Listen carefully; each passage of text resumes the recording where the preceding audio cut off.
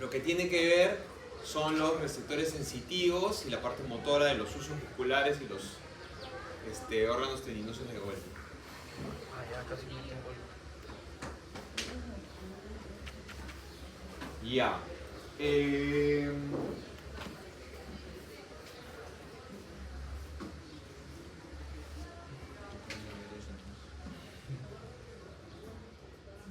Bueno.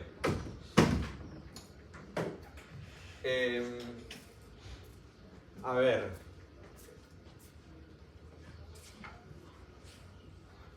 Esta parte de movimiento es importante. Sí, es importante porque la médula tiene a su cargo funciones motoras que son cruciales, ¿sí? Si bien es cierto, la corteza motora primaria es, digamos, es el mandamás de la parte motora voluntaria, ¿sí? De la parte motora voluntaria.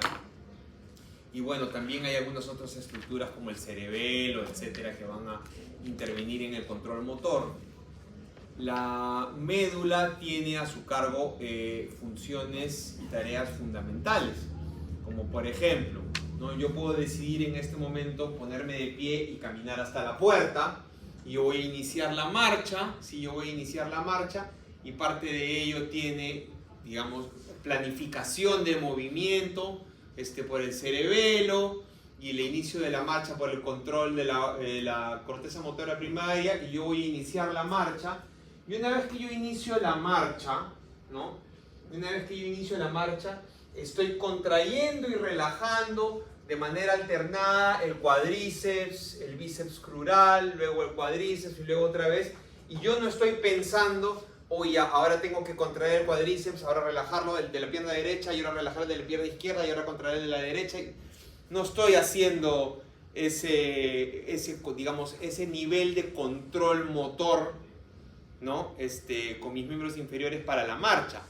Cosa que si hago, por ejemplo, no sé, si voy a, yo que toco guitarra, ¿no? Si me pongo a tocar guitarra, sí estoy muy concentrado, está mi corteza motora primaria, ahí sí muy a cargo de lo que estoy tocando, ¿no? Aparte de mi corteza auditiva, etcétera, pero digamos ahí sí mi corteza motora primaria está muy a cargo, excepto por supuesto si, bueno, en algunos casos, digamos, músicos profesionales que tocan guitarra o tocan instrumentos desde que tienen 5 años, ¿no? En donde sí efectivamente ya estás prácticamente algunas cosas automatizadas, pero normalmente el control motor mucho más fino sí está a cargo de la corteza, ¿no? Pero digamos, cosas como la marcha, esa alternancia de contracción y relajación de grupos musculares, ¿sí?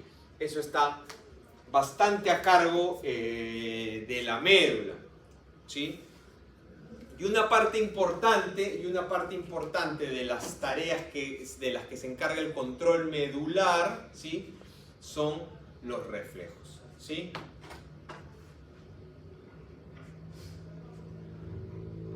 Y de eso es lo que vamos a conversar un poco ahora, ¿sí?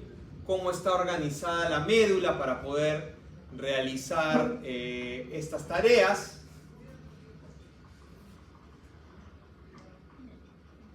Y nos ponemos en materia, ¿no? Acá en esta lámina ustedes observan algunas estructuras con las que ya deben estar familiarizados, ¿no? Y pueden ver cómo las fibras sensitivas ingresan por el asta dorsal, ¿sí? Ingresan por el asta dorsal, ¿sí? Algunas de ellas van a hacer una sinapsis en el núcleo solitario, en el tracto solitario, para comenzar a ascender, pero otras fibras, ¿sí? Otras fibras van a comenzar a tener unas características muy importantes que se los dan los tipos de células que vamos a encontrar nosotros en la sustancia gris de la médula. Primero, en la zona intermedia, ¿sí? En la zona intermedia vamos a encontrar gran cantidad de interneuronas. Estas interneuronas probablemente vamos a encontrar cuerpos, somas interneuronales 30 veces más numerosos que las propias neuronas anteriores que vamos a encontrar en el asta anterior. Además de estar muy numerosas, ¿sí? Además de ser muy numerosas, son súper excitables, ¿sí? Pueden dispararse hasta 1500 veces en un segundo. Hay otro grupo de neuronas que se llaman las células de Renshaw, que tienen una función exclusivamente inhibitoria, ¿sí? Exclusivamente inhibitoria para este grupo de interneuronas.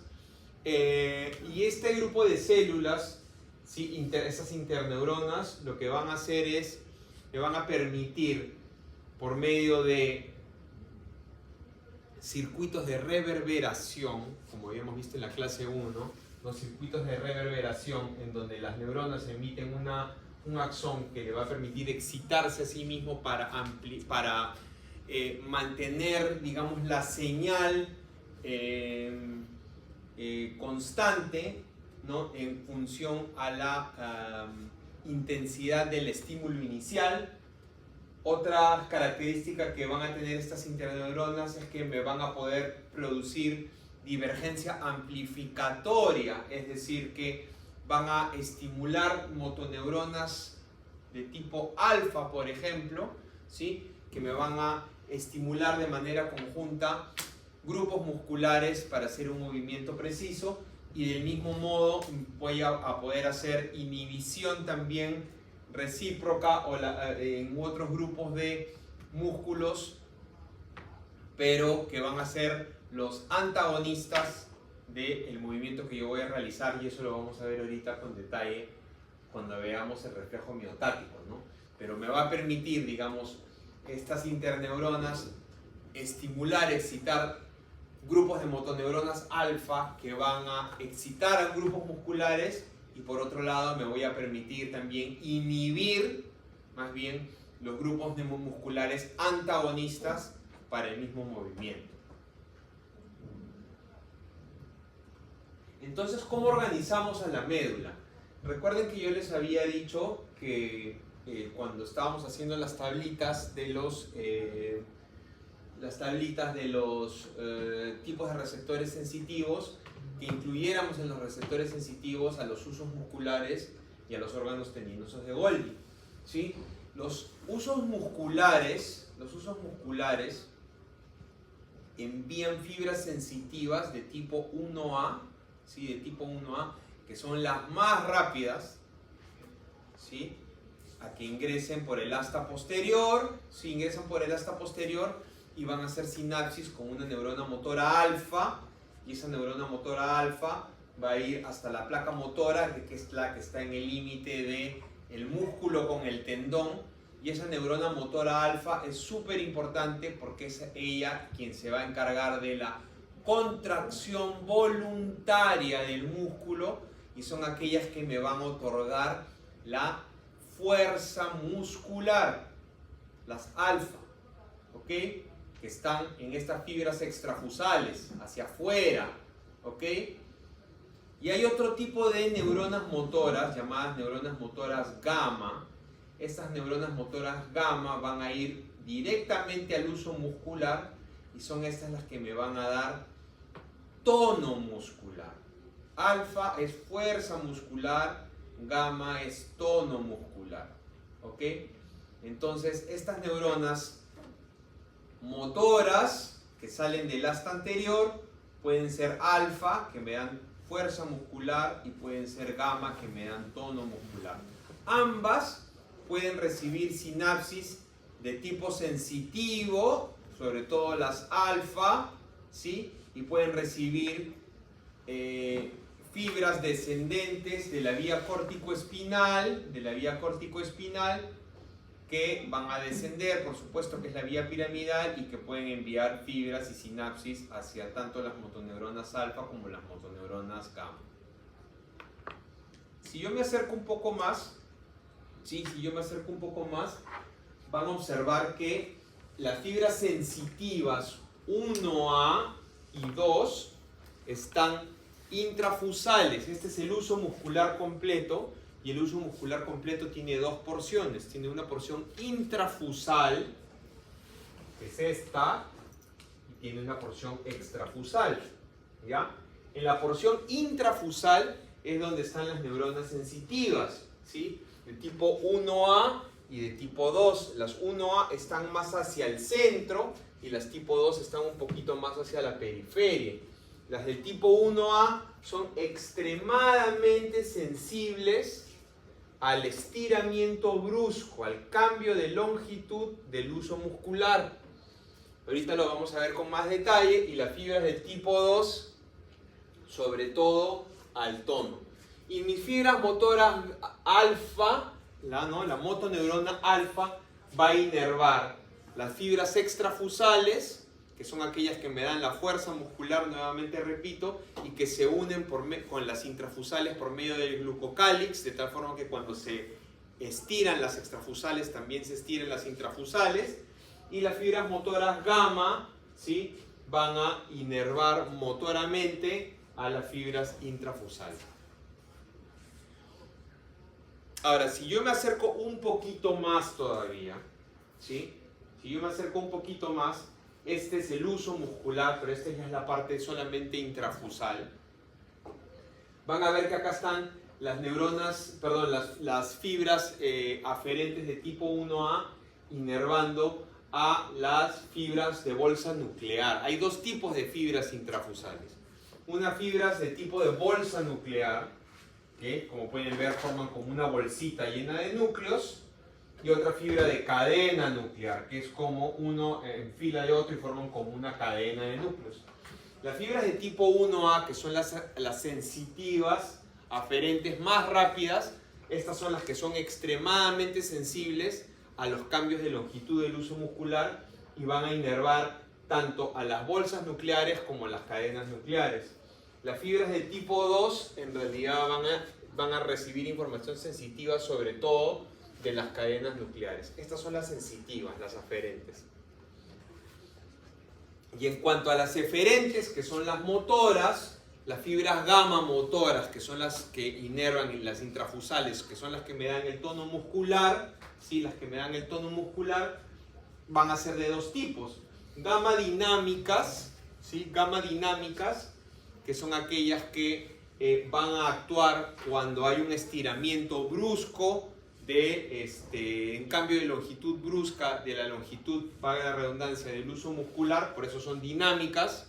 Y las estáticas, que son aquellas que me van a contribuir al tono muscular y por eso le van a brindar información a las del grupo 2, que son sensitivas, respecto al tono, porque son estáticas. Una vez que el tono muscular ha cambiado y la longitud ha cambiado, estas dan, digamos, información de la nueva longitud, pero que va, digamos, permaneciendo constante, ¿no? Porque recordarán ustedes que hay dos tipos de contracción muscular. Hay contracción isotónica y hay contracción isométrica, ¿no es cierto? Dos tipos de contracción muscular, isotónica e isométrica. ¿Ok? Entonces, ¿cómo funciona el reflejo miotático?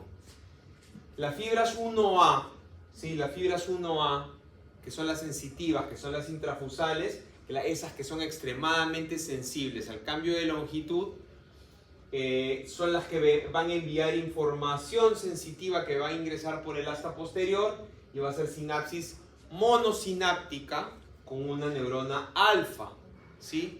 Esto se puede estimular cuando hay un estiramiento brusco del músculo, ¿sí? Como por ejemplo con un martillo de reflejos, que yo voy a golpear el tendón rotuliano y al golpear el tendón rotuliano voy a hacer un pequeño alargamiento, ¿sí? Un pequeño alargamiento del músculo, y este pequeño alargamiento pero brusco, alargamiento del músculo me va a producir este reflejo miotático. Entonces, ¿qué es el reflejo miotático? Es una respuesta estereotipada al elongamiento o alargamiento brusco del uso muscular, que envía una respuesta a través de sus fibras 1A hacia una motoneurona alfa con una sola sinapsis, la cual produce una contracción del músculo en respuesta, ¿sí? ¿Por qué? ¿Para qué me sirve esto? Para proteger al músculo ante una posible rotura, ante una sobreelongación. Si yo estiro el músculo de golpe, el músculo su respuesta refleja va a ser contraerse, ¿no? Si yo le estiro muy rápido, el músculo inmediatamente se va a contraer en respuesta, ¿sí? Y ese es el reflejo miotático y lo pueden ustedes observar en cualquier músculo. Por otro lado, tenemos el reflejo tendinoso de Golgi. El reflejo tendinoso de Golgi,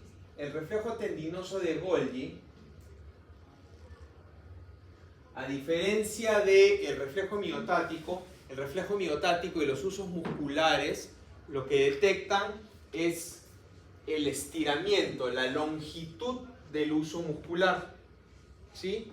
Este reflejo tendinoso, que tiene fibras en esta porción, digamos que es la zona en donde se unen el músculo y el tendón, ¿no? Digamos, es la porción músculo-tendinosa, la parte más distal del músculo, cerca a la inserción ósea, está llena de estas fibras que son el órgano tendinoso de Golgi, que tienen fibras bastante rápidas también, de tipo 1B, que van a enviar también sus señales por el asta posterior hasta la sustancia, y por la sustancia gris de la médula van a hacer sinapsis, aquí sí, con una interneurona inhibitoria, ¿sí?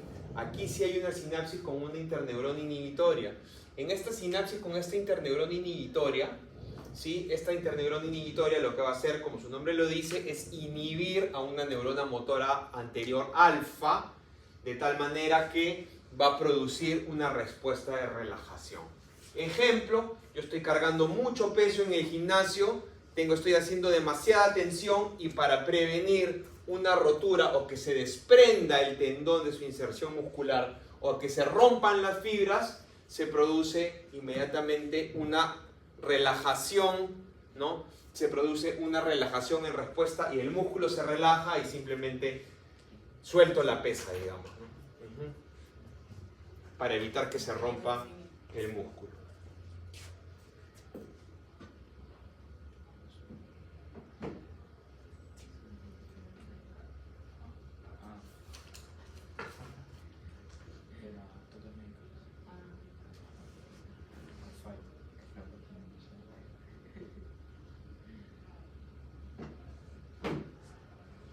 Bien.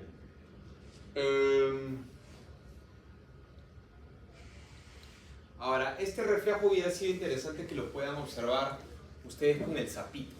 ¿Ya? Este es el llamado reflejo flexoro de retirada. Aquí lo que falta es un estímulo doloroso, ¿sí? Que haga que yo esté retirando la mano, pero lo que sucede es que luego de recibir el estímulo doloroso, la señal ingresa por el asta posterior y aquí yo voy a encontrar un circuito polisináptico, ¿sí? Un circuito polisináptico en donde van a ocurrir varias cosas. Primero yo voy a tener este grupo de interneuronas reverberantes que me van a permitir prolongar la posdescarga de la señal, ¿sí? Y no solamente voy a prolongar la posdescarga de la señal, sino que esta prolongación de la posdescarga de la señal, es proporcional al estímulo, ¿sí? Si esta mesa estuviera más o menos caliente y yo la toco, mi reflejo de flexión va a ser apenas así, ¿no? Pero si la mesa estuviera extremadamente caliente, al rojo vivo, y yo lo que hago es que vengo distraído y me apoyo así, voy a tener una flexión, digamos, por la posdescarga producida por estas interneuronas de reverberación, yo voy a tener una posdescarga que va a hacer que yo flexione. De esta forma, una flexión muy pronunciada y más prolongada en función a la intensidad del estímulo doloroso, ¿no es cierto? Y además, ¿qué cosa va a suceder? Sí, además, ¿qué cosa va a suceder? Aquí va a haber divergencia amplificatoria. Yo les dije en la primera clase qué cosa podíamos hacer con las señales, ¿no? Y una de las cosas que podemos hacer con las señales hacerla divergente y amplificarla. Esta señal se va a hacer divergente y yo voy a estimular distintas neuronas motoras alfa que me van a permitir flexionar mi reflejo flexor, que me van a permitir flexionar todos los músculos que yo necesito para hacer este movimiento. ¿Cuáles son todos? Ya ustedes deben saber mejor que yo, pero hay varios músculos que yo debo mover, contraer para poder hacer este movimiento. Pero al hacer ese movimiento no solamente necesito contraer los músculos flexores, necesito que se inhiban los músculos extensores, los antagonistas. Necesito inhibir todos mis músculos antagonistas de la flexión. Entonces, en este circuito polisináptico, primero voy a reverberar para estar de acuerdo a la intensidad del estímulo doloroso. Segundo, voy a tener divergencia amplificatoria, que me va a ir la señal a contraer, excitar los músculos que yo necesito para flexionar. Y por otro lado, va a ir otra señal que va a ser inhibitoria, que voy a inhibir a los músculos antagonistas de la flexión. Es decir, a los extensores los voy a inhibir, los voy a relajar para yo poder flexionar apropiadamente y que mi reflejo flexor funcione. Y esto nosotros hacíamos con el sapito, ¿no? Nosotros teníamos nuestro sapito espinal que le seccionábamos la médula con un estilete. Antes se enseñaba así medicina. Trabajábamos con animalitos de experimentación y teníamos un sapito y el sapito lo teníamos que preparar. ¿Y cómo lo preparábamos? Con el estilete le seccionábamos el tronco. Le partíamos el tronco cerebral literal y le separábamos el encéfalo del resto de la médula. Y digamos, en ese sapito que ya estaba decorticado, descerebrado, podríamos observar todos estos reflejos medulares sin la participación de su corteza cerebral, ¿no? Solamente estábamos observando lo que ocurría en la médula. Entonces, una vez que teníamos el sapito decorticado, lo fijábamos a una mesa de disección y fijada en la mesa de disección hacíamos nuestros experimentos con el sapito, ¿no? Y por ejemplo, ¿qué hacíamos con el sapito? Primero le metíamos una de las patitas a una solución con ácido clorhídrico, pero bastante diluido. Entonces el sapito metía la mano, o nosotros le metíamos, mejor dicho, la mano del sapito el ácido clorhídrico, y el sapito sacaba apenas la mano, ¿no? De ahí le limpiábamos la manito con agua destilada, limpiábamos la manito y de ahí recontraconcentrábamos la solución de ácido clorhídrico y era prácticamente puro ácido, y le metíamos la mano al sapito y el sapito flexionaba la mano inmediatamente y se quedaba con la mano contraída en función a el circuito de reverberación del estímulo doloroso, ¿no? Era su flexión, su reflejo era mucho más pronunciado. ¿Y qué es lo que sucedía también?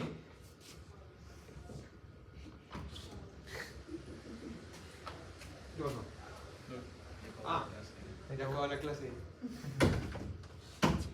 ¿Y qué es lo que sucede también?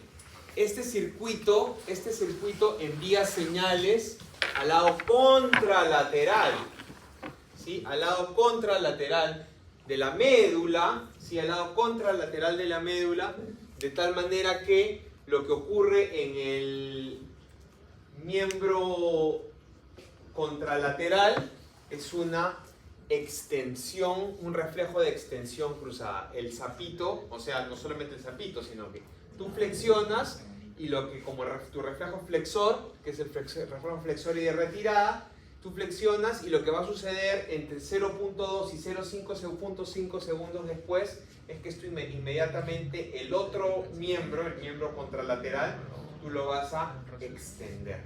Uno lo flexionas, inmediatamente extiendes el otro.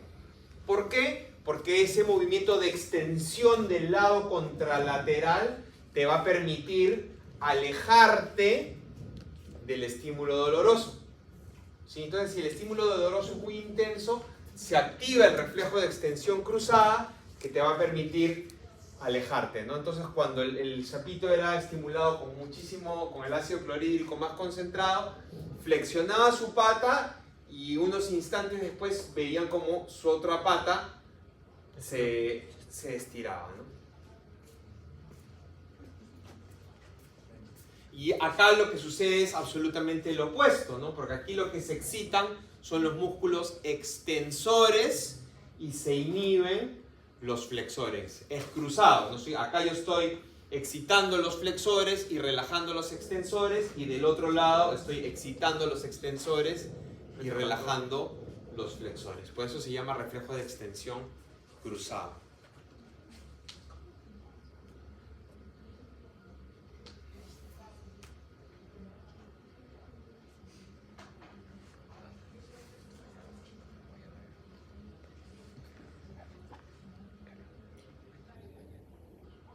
Y bueno, como pueden ver, como les explicaba, este reflejo de flexor o de retirada depende, digamos, digamos la post-descarga, ¿sí? Que es lo que dice aquí, after discharge. La post-descarga del reflejo va a depender de la duración y la intensidad del estímulo, ¿no? Que es lo que yo les había explicado hace un inicio, y que tan es así que se puede mantener a lo largo del tiempo, a pesar de que en el medio yo tenga un estímulo inhibitorio, ¿no? Si mi estímulo doloroso o mi estímulo del flexor es muy intenso y va a durar, no sé, 1, 2 o hasta 3 segundos, si yo en el medio pongo un estímulo inhibitorio, la flexión desaparece, pero cuando yo desaparezco el estímulo inhibitorio, el reflejo flexor va a continuar, ¿ok? El reflejo flexor va a continuar.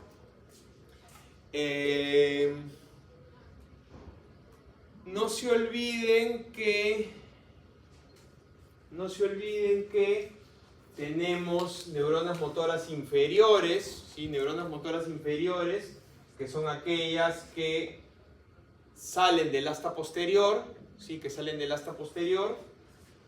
de las que hemos hablado hoy en la clase, pero no se olviden que tenemos también neuronas motoras superiores, que son las que veremos la próxima semana cuando veamos la vía córtico-espinal, ¿no? Que salen de la corteza primaria, ¿sí? Se decusan en las pirámides y descienden también para ejercer el control motor en el músculo. ¿Preguntas, chicos?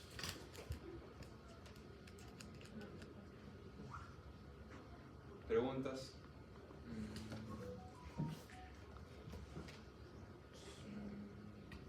Muy bien. Nuestro examen es ¿cuándo? ¿Mañana? Sí. Sí.